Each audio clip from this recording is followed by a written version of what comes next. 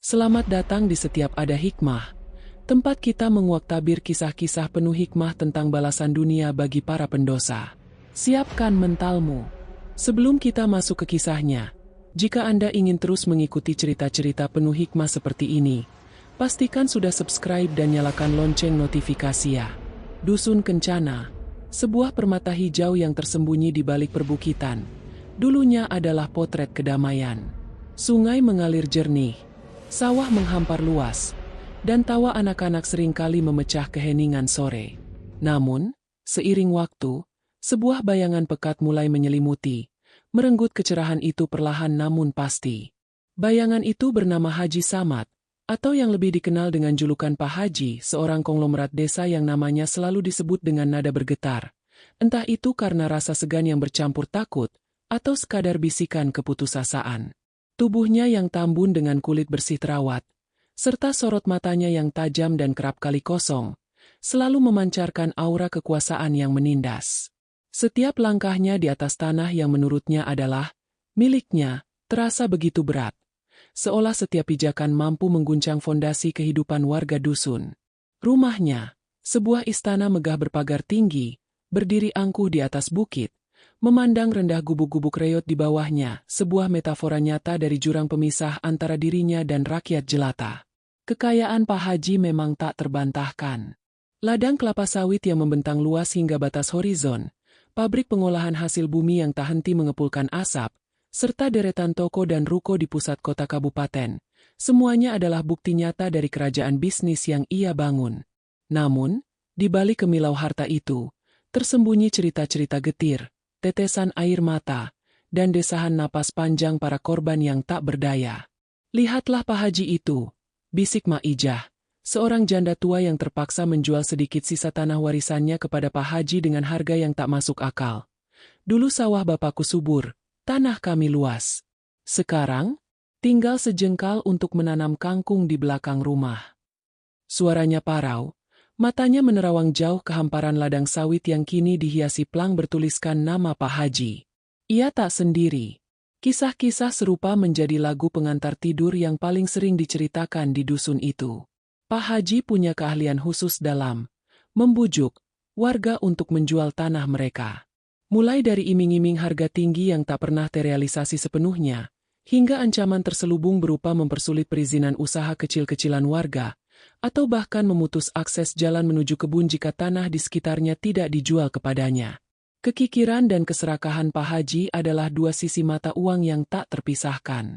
Ia membangun masjid besar di desa, itu memang benar. Namun sumbangan yang ia berikan adalah hasil potongan gaji dari ratusan buruh harian yang bekerja di pabriknya, sebuah paksaan terselubung yang tak bisa ditolak. Ia mengklaim sebagai donatur utama, namun para buruh tahu betul bahwa setiap sujud di masjid itu sesungguhnya adalah pengorbanan keringat mereka yang direnggut secara tidak adil. Setiap kali Idul Adha, Pak Haji selalu menyumbang 2 ekor sapi terbesar, ujar Mang Dadang, kepala dusun yang sebenarnya tak berdaya menghadapi Pak Haji. Tapi siapa yang tahu, sapi-sapi itu pun dibeli dari peternak kecil yang terpaksa menjual murah karena lilitan utang padanya. Wajahnya muram, penuh dengan beban yang tak terucapkan. Ia tahu kebenaran di balik setiap kebaikan Pak Haji, namun kekuasaan uang telah membungkamnya rapat-rapat. Kebaikan Pak Haji selalu punya harga, sebuah investasi demi citra dan, yang terpenting, demi kekuasaan yang lebih besar. Ia tak segan menggunakan kekayaan dan pengaruhnya untuk menyingkirkan siapa saja yang menghalangi jalannya. Pernah suatu ketika, seorang pemuda berani mencoba mendirikan koperasi kecil untuk membantu petani lepas dari jeratan rentenir Pak Haji. Hasilnya, gudang kopinya terbakar habis secara misterius, dan pemuda itu pun menghilang tanpa jejak, meninggalkan trauma mendalam bagi warga yang berniat serupa. Jangan pernah melawan Pak Haji, pesan Pak RT kepada setiap pendatang baru. Dusun ini milik dia. Napas kita pun seolah harus izin padanya. Sebuah kalimat yang merangkum pahitnya kehidupan di bawah telapak kaki sang konglomerat. Bahkan dalam urusan agama sekalipun, Pak Haji hanya mementingkan dirinya sendiri. Ia rajin salat 5 waktu di saf terdepan, membaca Al-Quran dengan suara lantang, dan kerap kali menjadi imam pada salat Jumat. Namun, semua itu hanyalah topeng. Di belakang punggungnya, ia tak segan-segan menimbun sembako saat harga melambung, menekan pedagang kecil, dan menipu para pemasok. Ceramah-ceramah yang ia sampaikan di mimbar seringkali berisi nasihat tentang keikhlasan dan kejujuran, padahal hidupnya adalah antitesis dari nilai-nilai tersebut. Pak Haji itu kan hanya pencitraan, sindir Bu Siti, seorang pedagang warung kecil yang sering kesulitan mendapat pasokan karena dikuasai Pak Haji. Dia cuma ingin dihormati, ingin terlihat saleh. Padahal, hatinya lebih keras dari batu. Ia mengelap dagangannya dengan lesu, berharap keajaiban datang membebaskan mereka dari cengkeraman Pak Haji. Setiap perayaan Maulid Nabi atau Isra Mikraj, Pak Haji selalu menjadi pembicara utama, menyerukan pentingnya zakat dan sedekah, sementara ia sendiri mencari 1001 cara untuk menghindari kewajiban pajak yang sebenarnya, apalagi membantu fakir miskin di sekitarnya. Sekali setahun ia akan membagikan sejumlah uang receh kepada anak-anak yatim yang ia undang ke rumahnya, namun jumlahnya tak sebanding dengan kekayaannya, dan momen itu lebih terasa seperti pamer kekuasaan daripada wujud kedermawanan. Warga dusun hidup dalam ketakutan dan ketidakpastian. Mereka adalah segerombolan domba yang dikelilingi oleh serigala berbulu domba yang berkuasa. Harapan akan keadilan seolah musnah, tergantikan oleh rasa pasrah dan doa-doa sunyi yang tak berani mereka sampaikan dengan lantang. Mereka tahu, Pak Haji selalu mengincar lebih. Matanya tak pernah puas dengan apa yang sudah ia miliki. Ada desas-desus yang mulai berembus, tentang Pak Haji yang tengah mengincar sebidang tanah luas di pinggir desa. Sebuah lokasi strategis yang berdekatan dengan sungai, dikabarkan akan menjadi lokasi proyek besar berikutnya. Bisikan-bisikan itu menyebar seperti wabah, membawa serta ketegangan dan kecemasan yang baru. Siapa lagi yang akan menjadi korban keganasan Pak Haji selanjutnya? Siapa yang akan digusur? Demi ambisi yang tak pernah terpuaskan? Mereka hanya bisa berdoa, semoga kali ini bukan mereka, bukan keluarga mereka. Namun, dalam hati kecil mereka, semua tahu bahwa di hadapan Pak Haji, tak ada yang aman. Semua bisa jadi sasaran berikutnya dari keserakahan yang tak berujung. Rasa takut akan proyek besar Pak Haji yang baru itu mulai menghantui. Setiap kali mobil mewahnya melintas, warga menunduk, berharap tidak menarik perhatian sang konglomerat, yang tak pernah ragu untuk meruntuhkan apapun yang berdiri di jalan ambisinya. Dan di balik pagar tinggi, di dalam istananya yang megah, Pak Haji sama tersenyum puas, merencanakan langkah selanjutnya untuk memperluas kerajaannya, tanpa sedikit pun memikirkan penderitaan yang akan ia timbulkan. Sebuah panti asuhan kecil, yang berdiri tepat di atas sebidang tanah incaran Pak Haji, belum menyadari badai yang akan segera menerjang mereka. Dinginnya malam desa seringkali membawa bisikan ketakutan, bukan karena hantu atau binatang buas, melainkan karena bayang-bayang Pak Haji yang tak pernah tidur. Setelah serangkaian aksi serakahnya yang telah menjadi rahasia umum, mulai dari memanipulasi harga tanah, menimbun bahan pokok demi keuntungan pribadi, hingga menarik sumbangan masjid untuk kantongnya sendiri, kini Pak Haji menargetkan sesuatu yang selama ini dianggap sakral oleh sebagian besar warga, panti asuhan Kasih Bunda. Panti itu bukan sekadar bangunan tua yang lapuk dimakan usia. Panti asuhan Kasih Bunda adalah jantung spiritual desa, rumah bagi puluhan jiwa kecil yang telah kehilangan segalanya, tempat mereka menemukan kehangatan dan keluarga pengganti di bawah asuhan Ibu Fatimah, seorang wanita parubaya berhati emas yang telah mengabdikan hidupnya. Tanahnya adalah hibah turun-temurun, sebuah warisan kebaikan yang dijaga ketat oleh warga. Namun, bagi Pak Haji, tanah itu hanyalah sebidang lahan strategis yang menghalangi proyek pembangunan pusat perbelanjaan dan vila pribadinya. Sebuah permata tak ternilai di tengah hamparan kekuasaannya yang terus meluas. Desas-desus tentang niat Pak Haji sudah berhembus beberapa bulan. Awalnya, warga menolak percaya, menganggap itu fitnah belaka. Bagaimana mungkin seseorang, seberapapun serakahnya, tega menghancurkan rumah anak-anak yatim? Namun, Pak Haji tidak pernah menyia-nyiakan waktu. Surat peringatan pertama datang, dingin dan tanpa ampun, menyatakan tanah panti itu miliknya, dibeli dari pihak yang entah siapa, dengan dalih-dalih hukum yang rumit dan penuh tipu daya. Ibu Fatimah, dengan wajah pucat dan tangan gemetar, berusaha melawan. Ia mengumpulkan dukungan warga, mencari celah hukum, bahkan memohon langsung pada Pak Haji. Namun, segala upaya itu mental bagai air di daun talas. Pak Haji hanya menanggapinya dengan senyum sinis yang tak sampai ke mata, membiarkan harapan Ibu Fatimah hancur perlahan. Ibu Fatimah, suara Pak Haji saat itu terdengar seperti geraman yang disamarkan. Sudah saatnya kalian mencari tempat lain. Tanah ini terlalu berharga untuk sekadar jadi tempat penampungan yatim piatu. Saya butuh untuk kemajuan desa. Proyek saya akan membuka lapangan kerja, menaikkan taraf ekonomi. Kata-kata itu diucapkannya dengan intonasi meyakinkan, namun di balik tatapan matanya, hanya ada kilatan keserakahan yang tak terbantahkan. Ia seolah menikmati setiap tetes keputusasaan yang tergambar di wajah wanita tua itu. Bagi Pak Haji, penderitaan orang lain adalah bumbu penambah nikmat kekuasaannya, sebuah bukti tak terbantahkan bahwa ia adalah raja di tanah ini. Puncak kezaliman itu tiba pada suatu pagi yang cerah. Ironisnya, mentari bersinar terik, seolah mengejek kegelapan yang akan terjadi. Beberapa truk besar dan alat berat meraung-raung di depan panti asuhan Kasih Bunda.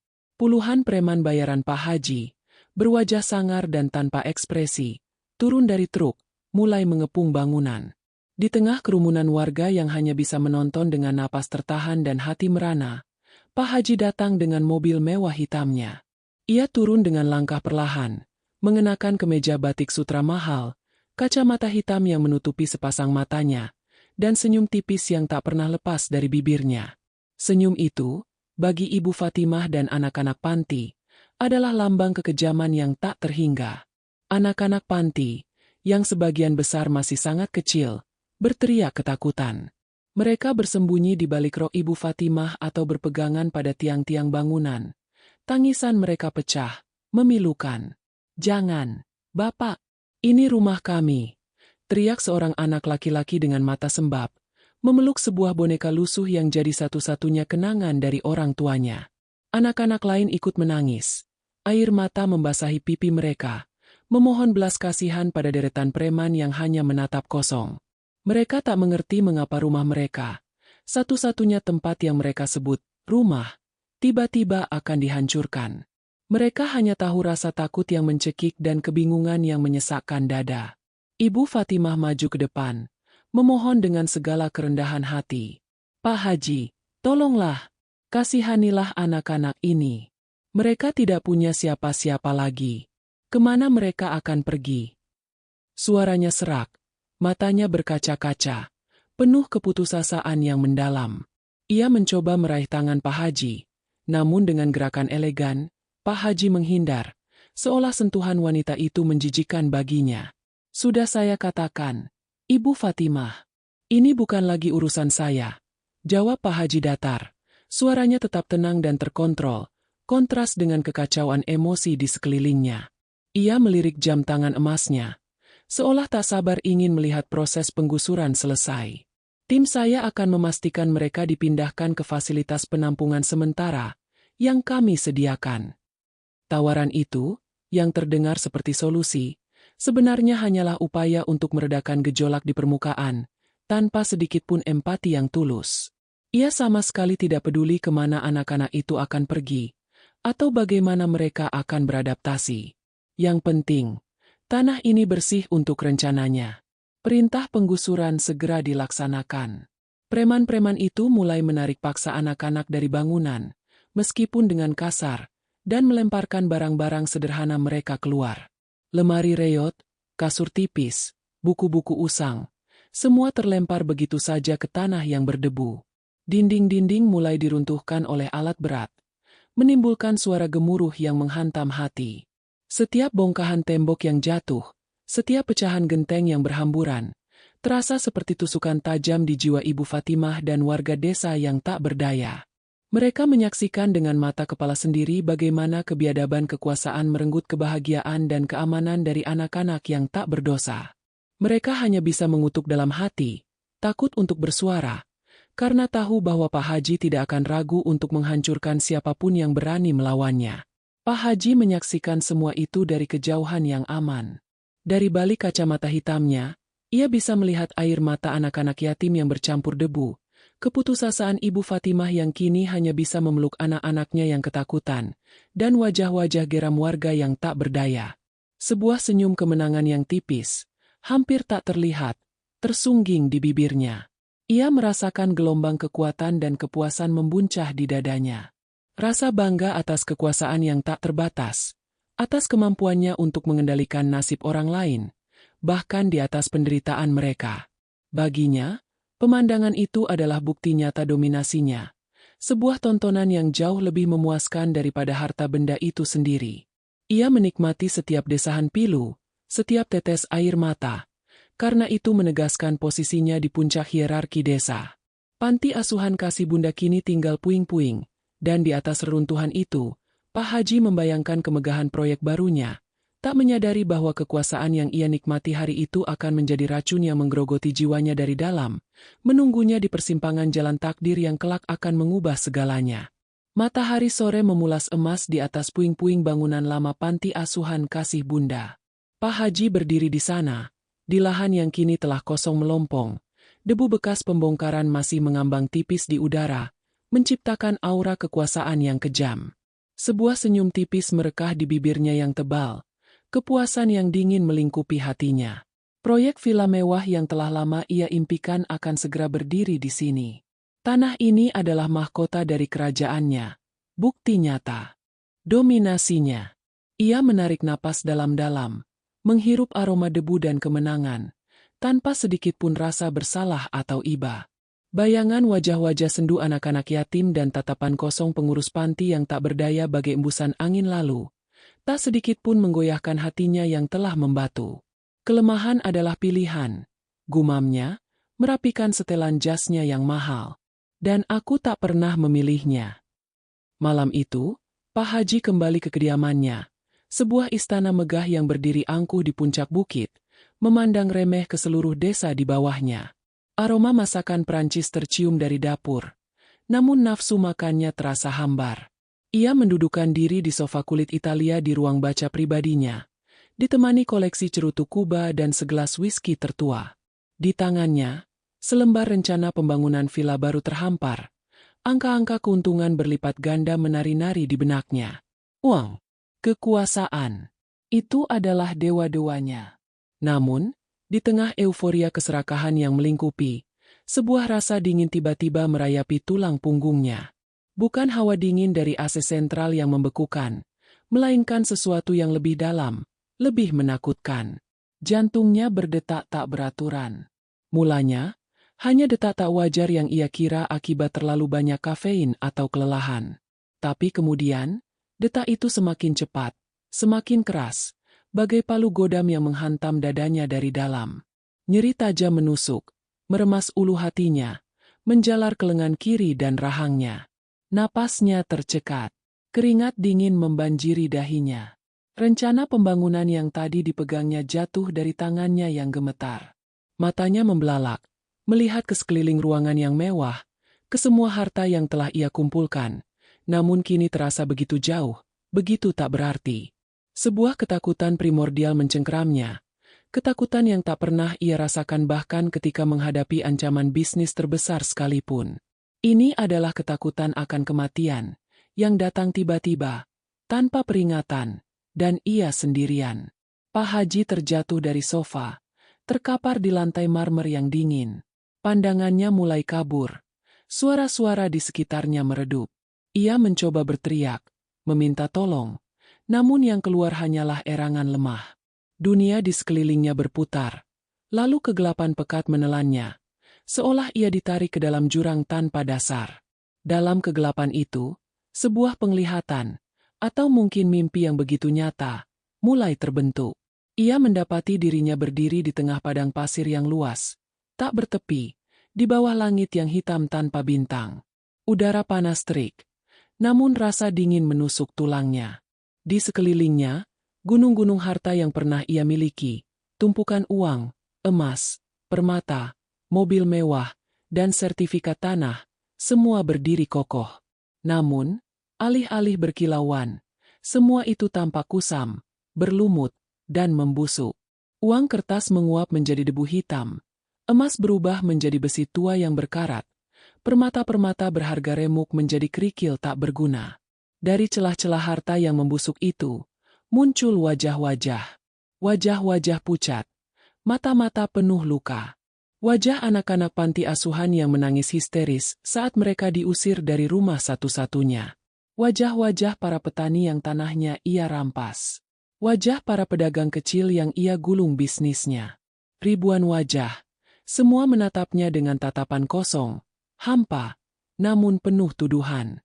Mereka tidak berteriak, tidak marah, hanya menatap. Tapi tatapan itu lebih menghujam daripada 1000 makian. Dari kejauhan, ia melihat sebuah bangunan megah, mirip istananya. Namun dindingnya terbuat dari air mata dan ratapan. Setiap ornamennya terukir dari penderitaan.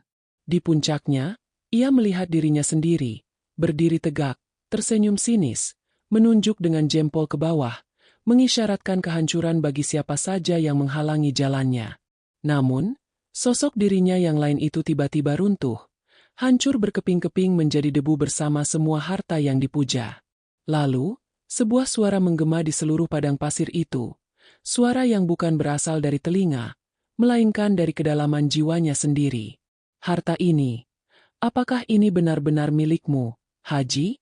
Atau hanya pinjaman yang kau salah gunakan? Apakah kemewahan ini yang akan menemanimu saat semua cahaya padam? Rasa dingin yang menusuk berubah menjadi panas yang membakar seluruh tubuhnya dari dalam.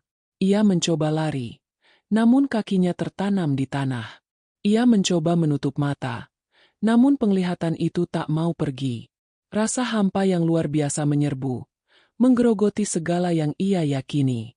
Kekayaan yang selama ini menjadi sumber kebahagiaannya, kini terasa seperti beban yang mematikan, menjeratnya dalam lingkaran kesengsaraan yang tak berujung. Semua kekuasaan, semua martabat yang ia bangun di atas penderitaan orang lain, kini runtuh, tak lebih dari pasir di tangannya. Ketika ia terbangun, napasnya tersengal-sengal, terbaring di ranjang mewah kamarnya. Para dokter dan perawat mengerumuninya. Wajah-wajah khawatir tergambar jelas. Ia selamat, tapi entah mengapa, rasa lega itu tak kunjung datang. Penglihatan tadi terasa begitu nyata, begitu membekas, bagai cap panas di jiwanya. Ia menatap langit-langit kamarnya yang bertabur kristal mahal, lalu ke jendela besar yang menampilkan pemandangan desa di bawah, desa yang dulu ia kuasai dengan tangan besi. Kini, semua itu terasa asing, hampa, bahkan menjijikan. Pak Haji, Anda mengalami serangan jantung yang sangat serius, kata seorang dokter dengan nada serius. Beruntung Anda ditemukan tepat waktu. Kondisi Anda sangat kritis, namun kami berhasil menstabilkan Anda. Pak Haji tidak mendengarkan. Pikirannya masih melayang di padang pasir yang mengerikan itu, di antara wajah-wajah yang penuh luka, dan suara yang menggema dari kedalaman jiwanya. Ia menyentuh dadanya, merasakan detak jantungnya yang lemah, namun kini berdetak dengan irama yang berbeda. Bukan lagi irama keserakahan, melainkan irama ketakutan yang mendalam dan penyesalan yang membakar. Ia memandang tangannya yang keriput, tangan yang dulu dengan kejam menandatangani surat-surat penggusuran, kini terasa begitu kecil dan tak berdaya.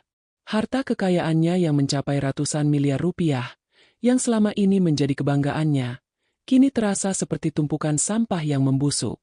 Kemewahan yang mengelilinginya terasa dingin dan kosong. Ia merasa begitu kotor, begitu hina, di balik semua kilauan palsu itu. Sebuah kekosongan yang amat besar menganga di dalam hatinya. Kekosongan yang tak bisa diisi oleh uang, kekuasaan, atau pujian palsu. Ia telah membangun sebuah kerajaan, namun kerajaan itu berdiri di atas air mata dan penderitaan. Dan kini, pondasinya retak, siap runtuh kapan saja. Momen itu, saat jantungnya berhenti berdetak sesaat, saat ia melihat bayangan kematian dan kehampaan abadi, adalah titik baliknya. Itu adalah peringatan dari langit. Sebuah tamparan keras yang membuka matanya yang selama ini buta oleh keserakahan. Pak Haji terdiam. Air mata menetes dari sudut matanya yang telah lama kering, bukan karena nyeri fisik, melainkan karena perihnya jiwa yang tersadar dari tidur panjangnya. Ia tahu, hidupnya tidak bisa lagi sama. Perjalanan panjang untuk menebus dosa-dosanya baru saja dimulai. Ia harus menemukan cara untuk mengisi kekosongan ini, untuk membersihkan jiwanya yang telah begitu lama tercemar. Namun, bagaimana? Pertanyaan itu menggantung di udara, berat dan menuntut jawaban yang tak mudah. Malam itu, setelah peringatan dari langit yang nyaris merenggut nyawanya, Pak Haji tidak lagi sama. Kemewahan kamarnya yang luas, dengan ukiran emas dan permadani Persia yang tebal, terasa seperti penjara. Dingin, hempa.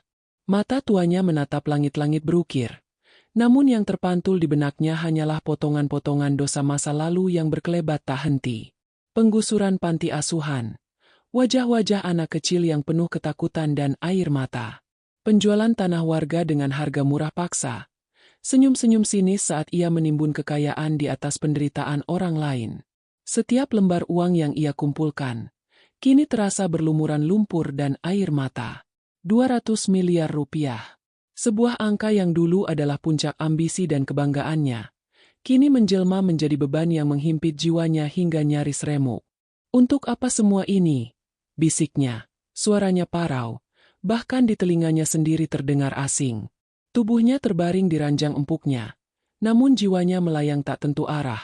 Bergumul di antara jurang penyesalan dan keinginan untuk melarikan diri dari kenyataan.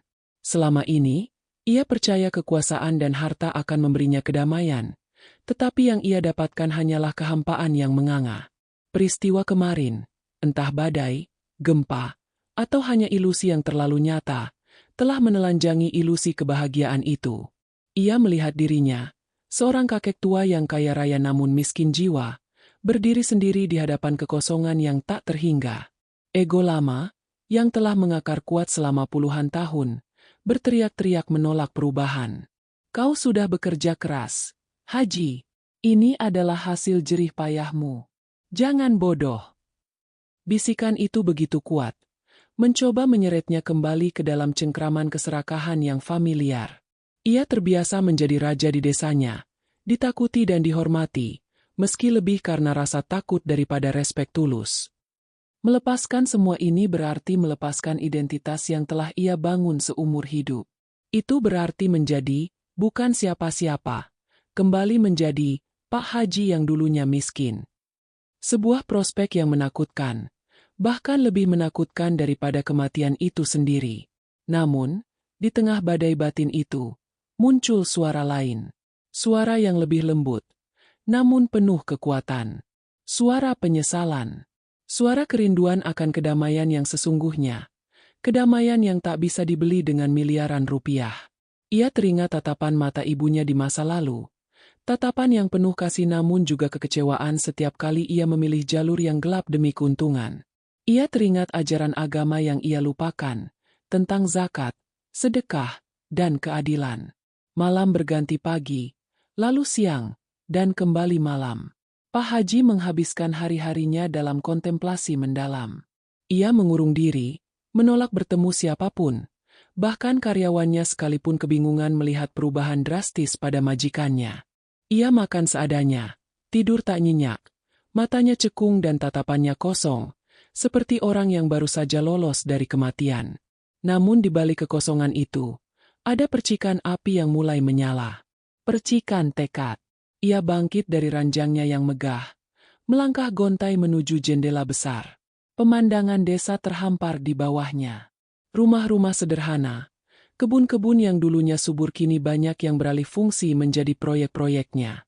Dan di kejauhan, reruntuhan bekas panti asuhan yang ia gusur bertahun-tahun lalu masih terlihat jelas, seolah sengaja diletakkan di sana sebagai monumen kezalimannya.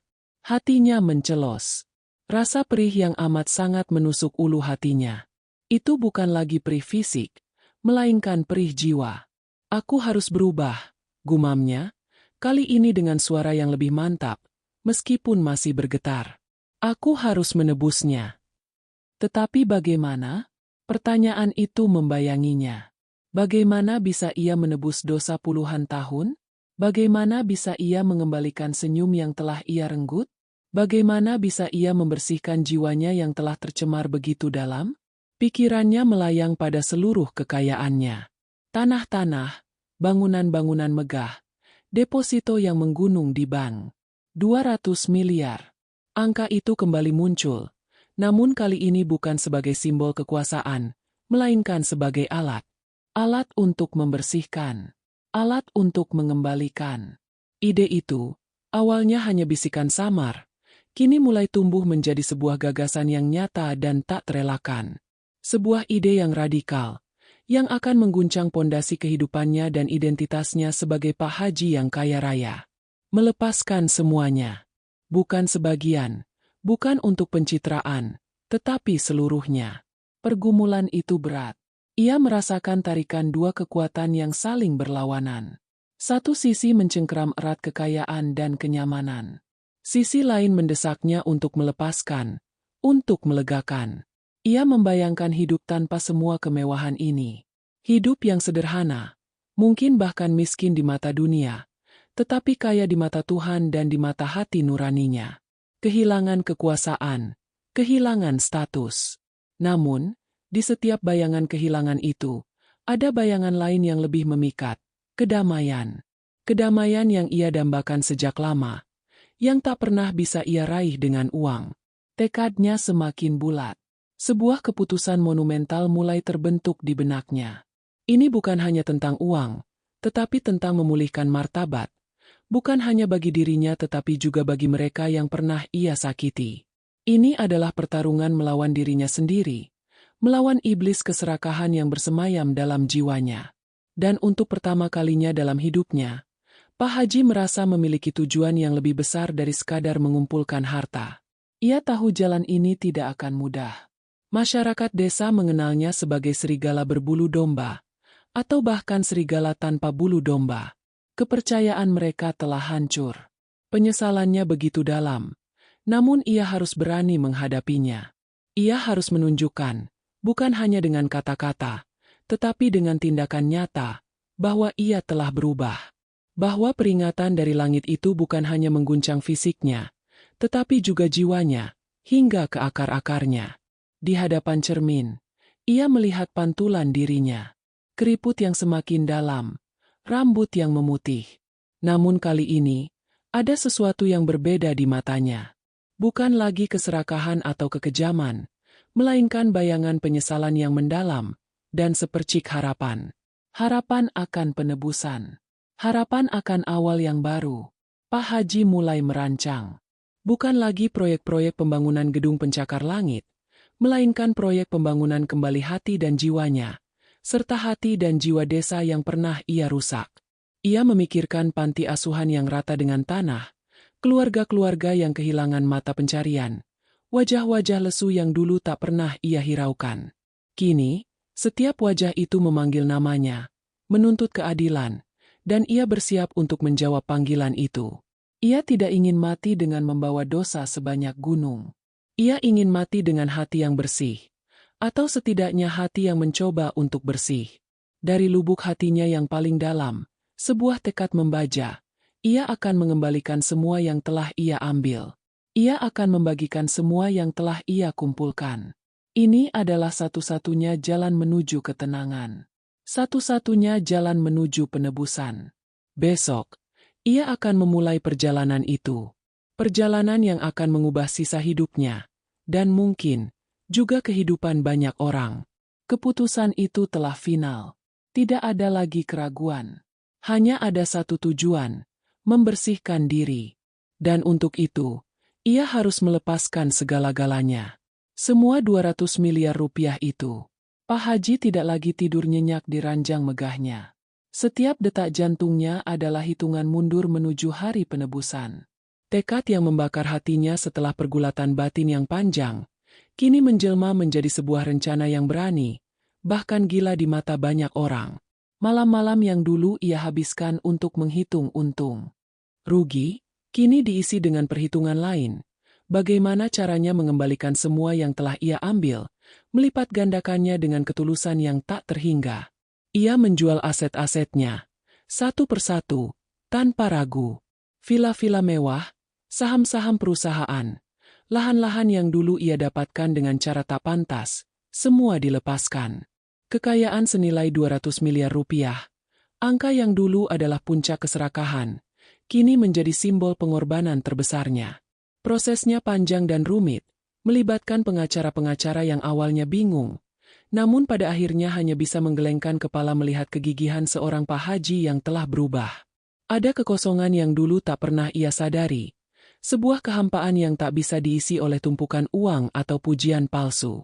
Kini, ia mulai merasakan denyutan harapan, seolah setiap lembar dokumen yang ia tanda tangani adalah lembar dosa yang terhapus. Pagi itu, mentari bersinar cerah, namun suasananya di desa jauh dari biasa. Desas-desus telah menyebar seperti api.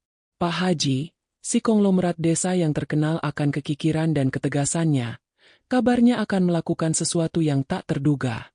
Sebuah truk bak terbuka yang besar, bersih, namun tanpa muatan barang dagangan, kini terparkir di lapangan desa. Orang-orang berkumpul, bisik-bisik dan tatapan curiga masih menyelimuti. Mereka adalah wajah-wajah yang dulu selalu menunduk di hadapannya. Wajah-wajah yang menyimpan luka dan ketakutan. Beberapa di antara mereka adalah korban langsung dari ambisinya. Para pedagang kecil yang kiosnya digusur, petani yang lahannya dibeli paksa dengan harga murah, keluarga-keluarga yang kehilangan harapan. Kemudian, Pak Haji muncul. Bukan dengan setelan jas mahal dan pengawal pribadi seperti biasanya, melainkan dengan kemeja koko putih sederhana yang longgar, sarung, dan peci. Wajahnya menua, guratan penyesalan jelas tercetak di sana, namun matanya memancarkan ketenangan yang belum pernah mereka lihat sebelumnya. Ada kedalaman di tatapannya, sebuah beban yang terangkat namun juga kesungguhan yang tak tergoyahkan. Ia naik ke bak truk, dibantu oleh beberapa orang kepercayaannya yang juga tampak terkejut dengan perubahan bos mereka. Di sampingnya, beberapa kotak besar dan tas-tas kanvas diletakkan. Aroma kertas uang baru menyeruak, bercampur dengan debu desa. Assalamualaikum warahmatullahi wabarakatuh. Suara Pak Haji bergetar, namun tegas. Mikrofon kecil yang dipegangnya sedikit berdesir. Ratusan pasang mata menatapnya dengan penuh tanda tanya, bercampur kecurigaan. Saudara-saudaraku sekalian, warga desaku yang saya cintai, saya berdiri di hadapan kalian hari ini bukan sebagai Pak Haji yang dulu kalian kenal. Bukan sebagai orang yang serakah, pelit, dan tak peduli pada penderitaan sesama. Ia berhenti sejenak, menelan ludah, hening mencekam. Saya berdiri di sini sebagai seorang hamba Allah yang ingin menebus dosa-dosanya. Dosa-dosa yang telah membuat saya hidup dalam kegelapan, dalam kehampaan yang tak berujung. Air muka para warga mulai berubah. Beberapa mengernyitkan dahi, tidak percaya. Yang lain hanya diam, menanti kelanjutan pidato yang tak biasa ini. Saya tahu, saya telah banyak berbuat salah. Saya telah menyakiti banyak hati, merampas hak-hak kalian. Bahkan saya pernah menggusur panti asuhan kasih bunda yang sangat kita cintai itu. Kata-kata itu meluncur, memecah keheningan dengan kejujuran pahit. Sebuah desahan kolektif terdengar dari kerumunan. Ada bisikan-bisikan, menyebut nama panti asuhan yang kini tinggal puing kenangan pilu di hati mereka. Maka dari itu, lanjut Pak Haji, suaranya kini lebih mantap. Saya ingin memulai hari ini dengan memohon maaf yang sebesar-besarnya kepada kalian semua. Dan sebagai wujud penyesalan serta tekad saya untuk bertobat, saya ingin mengembalikan semua yang telah saya ambil, bahkan lebih. Kemudian, adegan yang tak akan pernah terlupakan terjadi. Dengan gerakan yang ragu namun pasti, Pak Haji membuka salah satu kotak. Di dalamnya, tumpukan uang pecahan Rp100.000 tersusun rapi, begitu banyaknya hingga mata para warga terbelalak. Bukan hanya satu kotak, melainkan 5, 10, 20 kotak dan tas-tas kanvas penuh uang yang dibawa ke atas bak truk. Nilainya, seperti yang kemudian dijelaskan oleh salah satu orang kepercayaannya, mencapai 200 miliar rupiah, seluruh hartanya yang tersisa. Yang pertama, Pak Haji menunjuk ke arah runtuhan yang dulunya adalah panti asuhan kasih bunda. Saya akan mendirikan kembali panti asuhan kasih bunda, jauh lebih besar, lebih layak, dan lebih modern.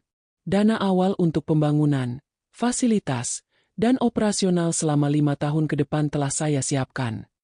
Ia menunjuk beberapa orang yang kini naik ke atas truk, membawa dokumen-dokumen yang menunjukkan transfer dana fantastis untuk proyek panti asuhan. Air mata mulai menetes di wajah beberapa ibu-ibu, yang mungkin teringat pada anak-anak panti yang terpaksa berpencar setelah penggusuran itu. Setelah itu, Pak Haji mulai membagikan uang secara langsung. Bukan sekadar sumbangan kecil, melainkan santunan yang nilainya cukup untuk mengubah hidup. Ia memanggil nama-nama, satu persatu, dari daftar yang telah ia siapkan dengan cermat. Ibu Siti, yang suaminya sakit dan butuh biaya pengobatan. Ini untuk ibu, semoga cukup untuk segala kebutuhan. Ia menyerahkan segepok uang tunai yang tebal. Wajah Ibu Siti yang kering karena penderitaan, kini basah oleh air mata haru. Ia bersimpuh, tak mampu berkata-kata. Bapak Budi, yang kiosnya dulu saya gusur. Ini modal untuk Bapak memulai usaha lagi, dan ini ganti rugi atas kerugian yang dulu saya timbulkan. Bapak Budi, yang dulunya menyimpan dendam mendalam, kini hanya bisa terdiam, tangan gemetar menerima pemberian itu. Ribuan warga mengantri, tertib namun penuh gejolak emosi. Ada yang menangis terisak, ada yang tertawa haru, ada yang memeluk Pak Haji dengan perasaan campur aduk antara kebahagiaan dan kebingungan. Mereka yang dulu takut mendekat, kini berebut menjabat tangannya, melihat langsung perubahan yang tak terduga ini. Uang mengalir bagai sungai, membasahi tanah kering hati mereka. Bukan hanya santunan tunai, Pak Haji juga mengumumkan pembangunan fasilitas desa yang telah lama terbengkalai, perbaikan jalan, pembangunan pusat kesehatan komunitas, penyediaan air bersih yang layak, hingga beasiswa untuk anak-anak desa yang berprestasi namun tak mampu. Setiap pengumuman disambut dengan sorak-sorai dan doa-doa yang tulus, menggetarkan langit desa. Pak Haji terus membagikan uang hingga senja tiba, hingga semua yang datang mendapatkan bagiannya. Wajahnya lelah, namun sorot matanya jauh lebih hidup. Ia telah menyaksikan sendiri kebahagiaan yang ia ciptakan, kelegaan yang terpancar dari setiap wajah yang ia temui. Rasa hampa yang dulu menyelimuti jiwanya kini digantikan oleh perasaan hangat, damai, dan penuh makna. Ini bukan tentang uang yang ia berikan, melainkan tentang hati yang ia sentuh, tentang kepercayaan yang ia bangun kembali, tentang luka-luka yang ia obati. Malam itu, desa bersinar, bukan hanya dari cahaya lampu, tetapi dari cahaya harapan yang baru. Para warga pulang ke rumah masing-masing, membawa serta rezeki yang tak terduga, dan cerita luar biasa tentang Pak Haji yang baru. Mereka saling bercerita, membenarkan apa yang mata mereka saksikan. Apakah ini nyata? Apakah Pak Haji benar-benar berubah? Pertanyaan itu bergelayut di benak mereka. Namun kebahagiaan yang baru mereka rasakan adalah bukti paling konkret. Sementara itu, Pak Haji, setelah menyumbangkan seluruh hartanya, kini tidak memiliki apa-apa lagi selain kemeja koko yang melekat di badannya dan sepetak tanah kecil yang ia simpan untuk dirinya sendiri, jauh dari kemewahan. Namun, ia merasa lebih kaya dari sebelumnya. Bagaimana mungkin seseorang bisa melepaskan segalanya, seluruh kekayaannya yang fantastis, demi sebuah penebusan? Dan apakah dengan hilangnya harta benda, kebahagiaan sejati justru akan datang menghampiri, menggantikan kehampaan yang tak pernah bisa diisi uang? Matahari perlahan tenggelam, memulas langit dengan jingga keemasan yang sendu, seolah turut menjadi saksi bisu atas puncak penebusan dosa Pak Haji. Setelah menyalurkan seluruh hartanya, setelah menyaksikan senyum tulus yang menggantikan ketakutan di wajah-wajah yang dulu ia sakiti, Pak Haji tidak kembali ke kediamannya yang mewah. Mobil bak terbuka yang tadinya mengangkut tumpukan uang, kini kosong melompong, melambangkan kekosongan materi yang ia pilih, namun mengisi kekosongan batin yang telah lama mendera. Ia melangkah ringan, mengenakan pakaian sederhana yang telah ia siapkan, menuju sebuah rumah kontrakan kecil di ujung desa, jauh dari gemerlap kemewahan yang dulu melingkupinya.